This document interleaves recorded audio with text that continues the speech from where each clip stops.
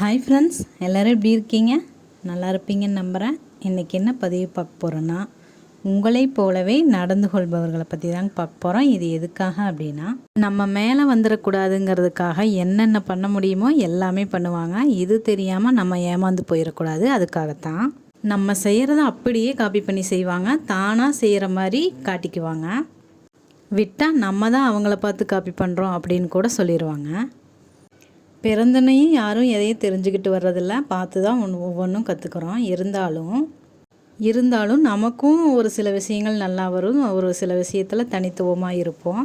அதை எப்படியாவது கஷ்டப்பட்டு காப்பி பண்ணி அதை அப்படியே திருப்பி செய்வாங்க.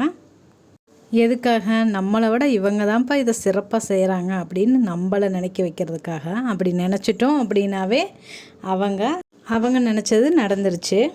இன்னும் புரிகிற மாதிரி சொல்லணும் அப்படின்னா, சாமிக்கிட்ட ஒருத்தர் வரம் கேட்டாராமா, நான் யார் தலை மேலே கை வச்சாலோ அவங்க சாம்பலாயிடணும் அப்படின்னு. சாமியும் அதே மாதிரி வரம் கொடுத்துச்சான்.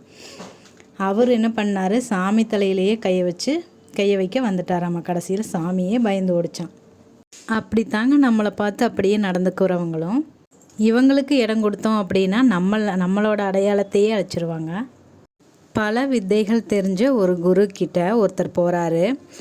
எல்லா வித்தையும் கற்றுக்கிற வரைக்கும் பணிவாக எல்லாத்தையும் கற்றுக்கிறாரு. ஒரு வித்தையும் எனக்கு கற்றுக்கிறதுக்கு எதுவும் இல்லை அப்படிங்கும்போது அந்த குருவையே சண்டைக்கு கூப்பிட்றாரு. போட்டிக்கு வாங்க, நம்ம 2 பேத்துக்குள்ளே போட்டி வச்சுக்கலாம் அப்படின்னு சொல்லி கூப்பிட்றாரு.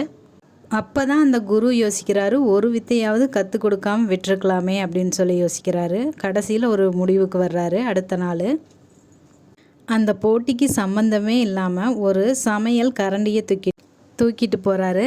இதை பார்த்து அதிர்ச்சியான அந்த சீடர் கேட்குறாரு, என்ன குருவே, போட்டிக்கு சமையல் கரண்டியை தூக்கிட்டு வந்திருக்கீங்க அப்படின்னு சொல்லி கேட்குறாரு. அதற்கு அந்த குரு சொல்கிறாரு, இந்த ஒரு வித்தையை மட்டும் உனக்கு நான் கற்றுத்தர மறந்துட்டேன் அப்படின்னு சொல்கிறாரு.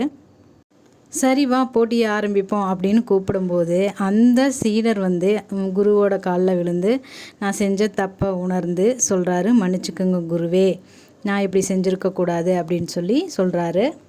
இது சின்ன வயசில் நான் கேட்ட ஒரு கதைங்க. இது தெளிவாக எனக்கு தெரியல, எனக்கு தெரிஞ்ச மாதிரி நான் சொல்லியிருக்கிறேன். இதில் இருக்கிற அர்த்தத்தை மட்டும் நம்ம எடுத்துக்குவோம். யார்கிட்டையும் நமக்கு தெரிஞ்ச எல்லாத்தையும் முழுசாக சொல்லிடக்கூடாது. முக்கியமாக நம்மளை பார்த்து அப்படியே நடந்துக்கிறவங்க கிட்ட. ஓகே ஃப்ரெண்ட்ஸ், இந்த பதிவு பிடிச்சிருந்தா லைக் பண்ணுங்கள், கமெண்ட் பண்ணுங்கள், சப்ஸ்கிரைப் பண்ணுங்கள்.